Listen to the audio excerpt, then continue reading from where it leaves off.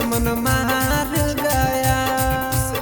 मोदी जी सुनिए मोदी जी अब आप हार गया कि अपने देशा में घुस के दुश्मन मार गया। अरे चल संघार से नहीं काम चलता दोसरों दा फैसला सुनाई।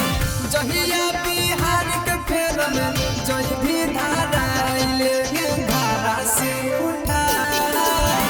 मोदी जी लीजिए ज्वाइनिंग करवा लेंगे धारा से उठा।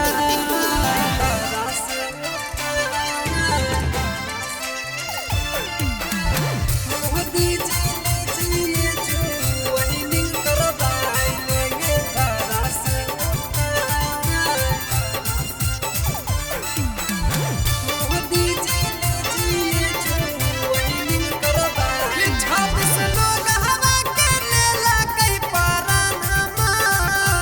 ओह बाकी जी नहीं मोदी जी बहानमा। ई सबको बर्बाद कीजिए मोदी जी कि सबको बर्बाद कीजिए। आज सुने पाकिस्तानी बंद कल को पानी गलत कदम ले ली तो उठाए। जहिया बिहार के फेर में जय भी धारा लेंगे धारा से उठाए। मोदी जी लीजिए ज्वाइनिंग करवा लेंगे धारा से उठाए। लेंगे धारा से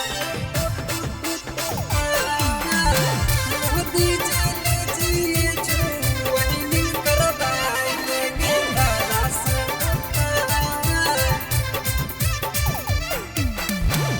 मोदी जी लीजिए ज्वाइनिंग करवा। बार बार करे मोदी जी धोखा समझौता के दीजिए नहीं मौका। ई सबको बर्बाद कीजिए मोदी जी कि सबको बर्बाद कीजिए। आज सुने